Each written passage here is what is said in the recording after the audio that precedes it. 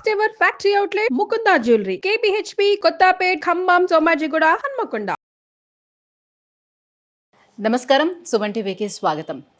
ఈ 2025 జనవరి 29న మౌని అమావాస్య రానుంది. ఈ మౌని అమావాస్యనే చొళంగి అమావాస్య అని కూడా అంటారు. ఏమిటి ఈ మౌని అమావాస్య యొక్క ప్రత్యేకత, ఈ రోజు పాటించవలసినటువంటి విధి విధానాలండి, ఈ విషయాలను తెలియజేసేందుకు మనతో పాటు ఉన్నారు ప్రముఖ జ్యోతిష శాస్త్ర పండితులు, శ్రీచక్ర పీఠ వ్యవస్థాపకులు బ్రహ్మశ్రీ ప్రదీప్ జోషి గారు మనతో పాటు ఉన్నారు. గురుగారిని అడిగి మరిన్ని విషయాలు తెలుసుకుందాం. గురుగారు నమస్కారం.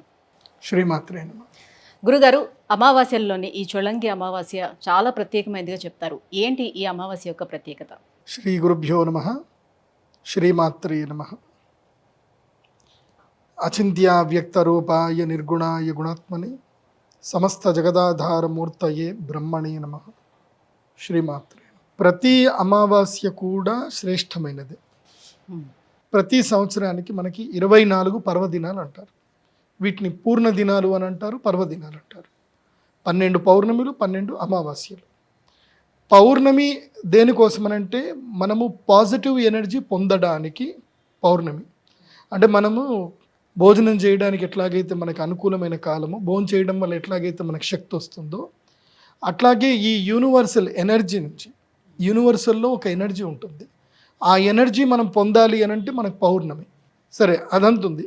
మన లోపల ఉండే నెగిటివ్స్ మొత్తం పోవాలి. ఎందుకోసం అంటే తీసుకోవడం ఎంత ఉంటుందో వదలడం కూడా అంతే ఉండాలి. అయితేనే లైఫ్ బ్యాలెన్స్ అవుతుంది.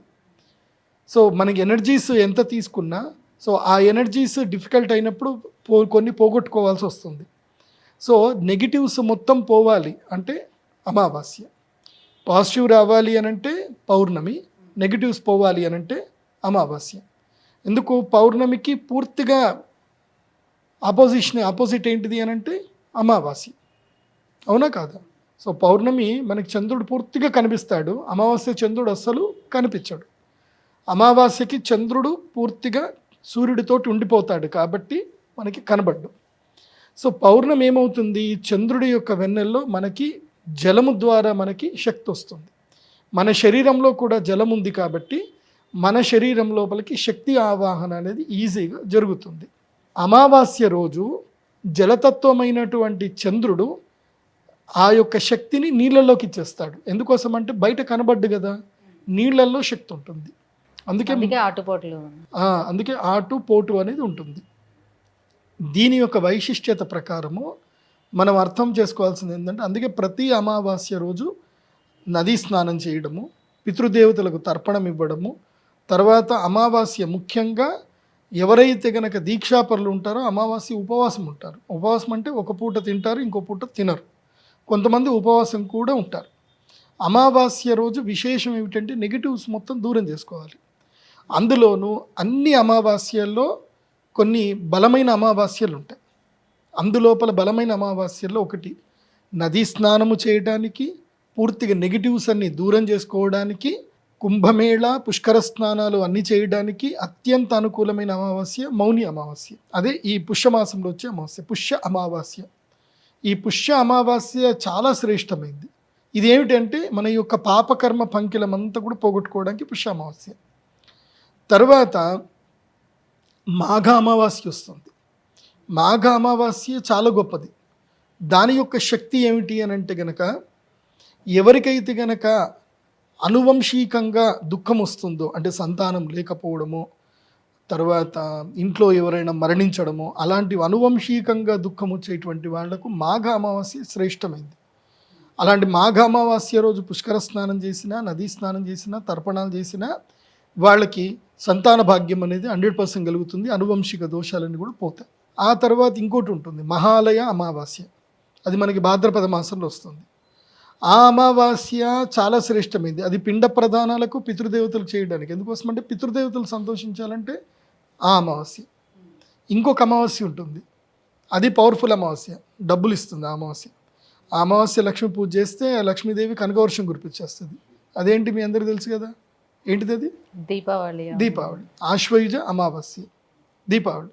సో ఈ 4 అమావాస్యలు చాలా శ్రేష్టమైనవి. ఇంకోటి ఆషాఢ అమావాస్య ఉంటుంది, అది గుప్త అమావాస్య అంటారు. అది వారాహి అమ్మవారికి, తర్వాత వామాచార తంత్ర పూజలకి ఆషాఢ మాసం. అది పరశురామ క్షేత్రంలో గనక ఆషాఢ మాసంలో అమావాస్య పూజ చేయించుకుంటే అసలు నువ్వు ఏదంటే జరుగుతుంది. ముఖ్యంగా శత్రుబాధ విముక్తి కలగాలి, రుణబాధ విముక్తి కలగాలి.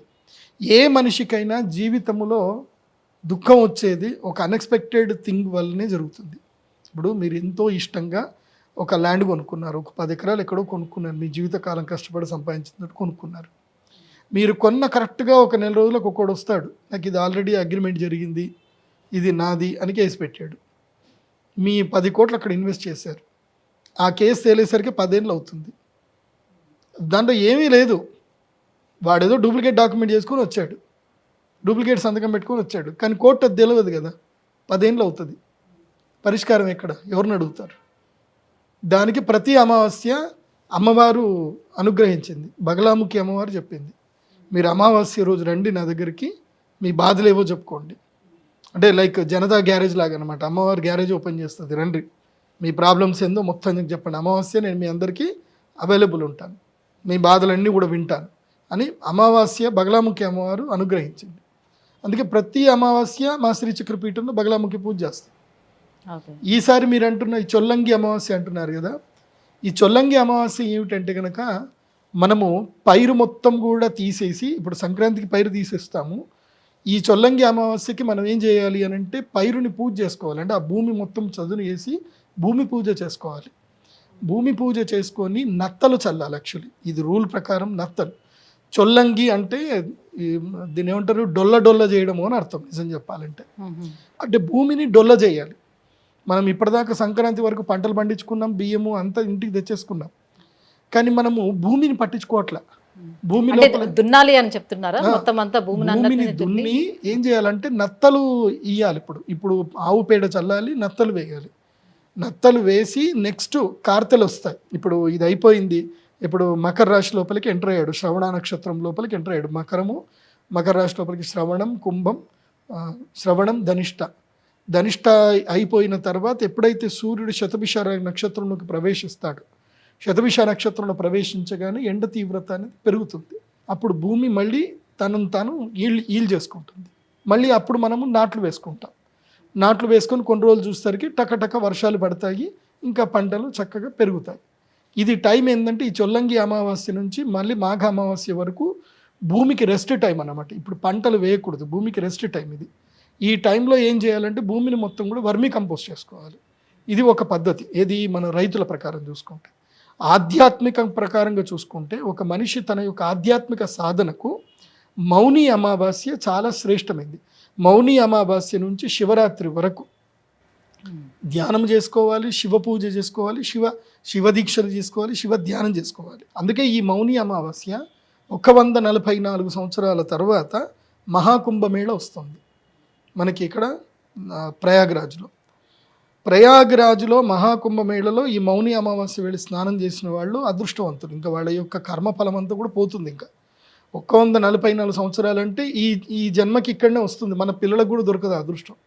ఇప్పుడు ఎవరెవరైతే పుట్టలేదో పుట్టని వాళ్ళకి ఇంకా దొరకదు అదృష్టం. సో ఆ అదృష్టం మిస్ చేసుకోకండి, అందరూ కూడా వెళ్ళండి, మౌని అమావాస్య రోజు స్నానం చేయండి. మీరు ఒకవేళ కనుక ప్రయాగరాజ్ ఎక్కువగా క్రౌడ్ ఉంది, మేము వెళ్ళలేము, అక్కడ మేము ఏమైపోతాము అని భయం అనిపిస్తే మీరు ఏ పుణ్యక్షేత్రంలో అయినా సరే, ఏ తీర్థంలో అయినా, గోదావరి నదిలో కానీ, కృష్ణానదిలో కానీ, తుంగభద్ర కానీ, కావేరి కానీ, నేను ఈ శ్లోకం చదువుతాను. ఈ శ్లోకములో ఏ నదుల పేరు చెప్పానో ఆ నదులన్నిట్లోనూ కూడా మౌని అమావాస్యలో స్నానం చేయొచ్చు. అంతే పుణ్యఫలం లభిస్తుంది, గుర్తుపెట్టుకోండి. ఎందుకోసమంటే ఒక్క మౌని అమావాస్య రోజు సమస్త తీర్థముల యందు గంగాదేవి యొక్క సన్నిధానం పూర్తిగా ఉంటుంది. గంగా వరుణ దేవుడి యొక్క సాన్నిధ్యం ఉంటుంది, ముక్కోటి దేవతల యొక్క సాన్నిధ్యం ఉంటుంది కేవలం మౌని అమావాస్య. ఇది ఫిబ్రవరి 29వ తారీఖు. సో 28వ తారీఖు వెళ్ళి సిద్ధమవ్వండి. 29వ తారీఖు మౌని అమావాస్య రోజు నదీ స్నానం చేయండి. మినిమం ఒక అరగంట సేపు స్నానం చేయాలి. అంటే ప్రయాగ్రాజ్ వెళ్ళలేని వాళ్ళు ఎవరైనా ఉంటే ఇటువైపు హరిద్వార్ కానీ లేకపోతే నాసిక్లో కానీ అట్లా ఏమైనా, అదే చెప్తాను, ఒక శ్లోకం చెప్తాను, ఆ శ్లోకం వినండి. ఆ శ్లోకంలో ఏ నదుల పేర్లు వచ్చాయి, మీకు ఎక్కడ ఆ నది దగ్గర ఉందో అక్కడికి వెళ్ళిపోండి. శ్లోకం జాగ్రత్త వినండి. గంగా సింధు సరస్వతీ చ యమున గోదావరి నర్మదా కృష్ణా భీమరతీ చ పల్గు సరయు శ్రీగండకీ గోమతి కావేరీ కపిలా వరాహతనయ నేత్రావతి ఇత్యాదయో నద్యశ్రీహరిపాద పంకజభవాహ కుర్యాద్ధ్రువం మంగళం. సో శ్రీహరి యొక్క పాదపద్మం నుంచి పుట్టిన ఈ నదులన్నీ కూడా మౌని అమావాస్య రోజు, రాబోయే మాఘ అమావాస్య రోజు స్నానం చేయడానికి శ్రేష్టమైనటువంటివి. ఇందులోపల గోదావరి ఉంది, మన తెలుగు రాష్ట్రాల్లో గోదావరి ఉంది, కృష్ణా ఉంది, తుంగభద్ర కూడా ఉంది. కర్నూలు దగ్గరికి వెళ్తే తుంగభద్రలో స్నానం చేయొచ్చు. ఇంకా అది జరగలేదా, నంద్యాల వెళ్ళండి, మహానందిలో స్నానం చేయండి. మహానంది వెళ్ళండి, అక్కడ మహానంది తీర్థంలో అయినా స్నానం చేయండి. ఈ ఒక్క మౌని అమావాస్య రోజు ఒక కష్టతరమైన ఉపాసన ఉంటుంది. అది గనక చేయగలిగితే వాళ్ళ జీవితంలో అదృష్టం వాళ్ళని ఇట్లా బంగపట్టుకున్నట్టు పట్టుకుంటుంది. అదేంటి తెలుసా, ఆ వ్రతము తప్పకుండా జీవితకాలం చేయాలి. అదొక నిర్ణయం తీసుకోవాలి ఆ వ్రతం పట్టడానికి. అంటే ఒకసారి స్టార్ట్ చేస్తే ఇంకా జీవితకాలం తీసుకోవాలి. దాన్నే మౌని అమావాస్య అంటారు. మౌనం అంటే ఏంది, మౌనంగా ఉండటం, సైలెంట్గా ఉండడం, కీప్ క్వైట్ అని అర్థం. సో మౌని అమావాస్య రోజు మౌన వ్రతం పట్టాలి.